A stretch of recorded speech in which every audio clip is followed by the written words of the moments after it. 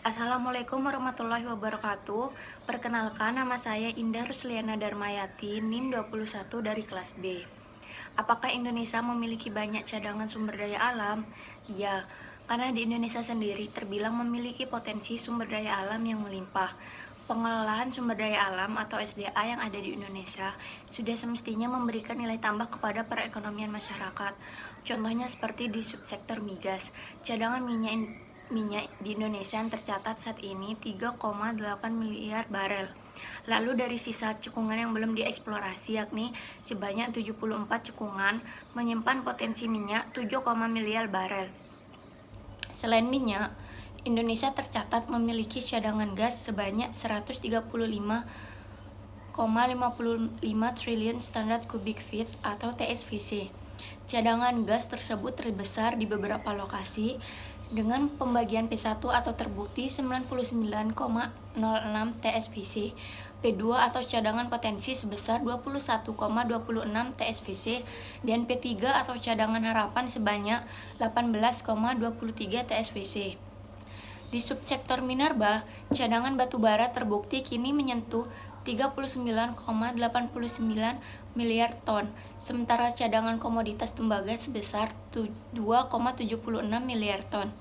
Jumlah tersebut sama dengan cadangan produksi biji selama 39 tahun. Selanjutnya, untuk logam dan besi. Cadangan sebanyak 3 miliar ton dengan produksi biji besi dan pasir besi 3,9 juta ton per tahun dan konsentrat besi 3,1 juta ton. Umur cadangan berdasarkan produksi biji yaitu 769 tahun. Kelangkaan sumber daya hayati dan non-hayati. Kondisi di mana barang yang digunakan untuk memuaskan kebutuhan jumlah tidak seimbang dengan kebutuhan yang harus dipenuhi. Tidak seimbangnya antara kebutuhan manusia dengan komoditasnya menyebabkan terjadinya masalah kelangkaan sumber daya alam. Sumber daya alam dikatakan terbatas apabila sumber daya alam tersebut tidak bisa diperbaharui. Contohnya seperti bahan tambang, seperti emas, nikel, perak, dan lain-lain. Penyebab terjadinya kelangkaan disebabkan karena pertumbuhan penduduk yang sangat cepat, terbatasnya akan kemampuan produksi, bencana alam, dan lain-lain. Cara mengatasi kelangkaan tersebut dengan cara menggunakan energi alternatif. Menggunakan energi alternatif untuk memenuhi kebutuhan. Sebagai contoh, minyak tanah merupakan sumber daya alam yang tidak bisa diperbaharui. Apabila digunakan terus-menerus akan menyebabkan kelangkaan. Agar hal tersebut tidak terjadi, diperlukan energi alternatif untuk menggantikan minyak tanah. Misalnya, minyak tanah diganti dengan gas atau listrik.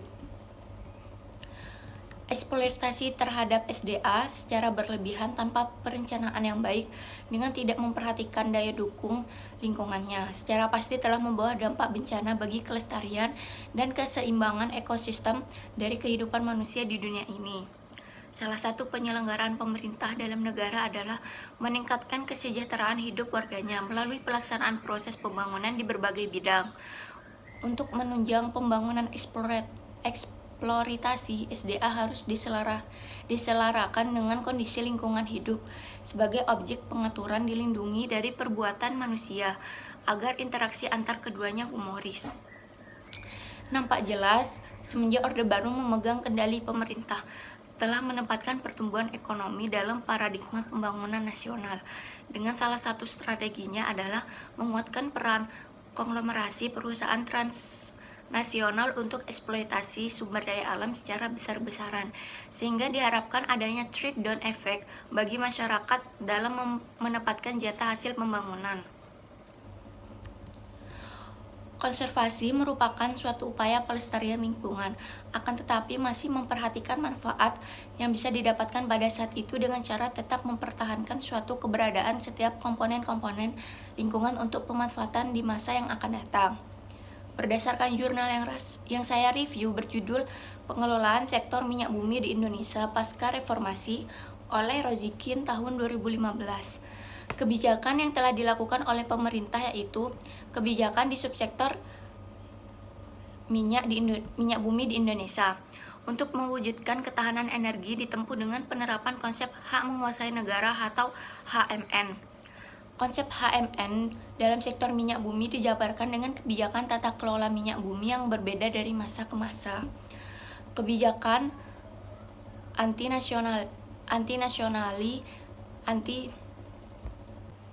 Selanjutnya, konservasi merupakan suatu upaya pelestarian lingkungan, akan tetapi masih memperhatikan manfaat yang bisa didapatkan. Pada saat itu, dengan cara tetap mempertahankan suatu keberadaan setiap komponen-komponen lingkungan untuk pemanfaatan di masa yang akan datang. Berdasarkan jurnal yang saya review berjudul Pengelolaan Sektor Minyak Bumi di Indonesia Pasca Reformasi oleh Rozikin tahun 2015, kebijakan yang dilakukan pemerintah yaitu: yang pertama, kebijakan sektor minyak bumi di Indonesia untuk mewujudkan ketahanan energi ditempuh dengan penerapan konsep hak menguasai negara atau HMN. Konsep HNM dalam sektor minyak bumi dijabarkan dengan kebijakan tata kelola minyak bumi yang berbeda dari masa ke masa. Dalam sektor minyak bumi, Presiden Susilo Bambang Yudhoyono antara lain mengeluarkan kebijakan anti-nasionalisasi, pembatasan peran asing, kebijakan energi sosial, penambahan dana bagi hasil minyak bumi, pembentukan SKK Migas dan Dewan Energi Nasional, serta mewajibkan Corporate Social Responsibility atau CSR. Pada masa Presiden Joko Widodo, pemerintah juga mengeluarkan kebijakan energi nasional. Kebijakan energi nasional tersebut ternyata memundurkan target dari kebijakan serupa pada masa Presiden Susilo Bambang Yudhoyono yang semula akan tercapai pada tahun 2025 menjadi tahun 2050. Presiden Joko Widodo mengurangi subsidi BBM dan berencana menghentikan peredaran premium. Sekian dari saya, bila ada salah kata saya minta maaf. Wassalamualaikum warahmatullahi wabarakatuh.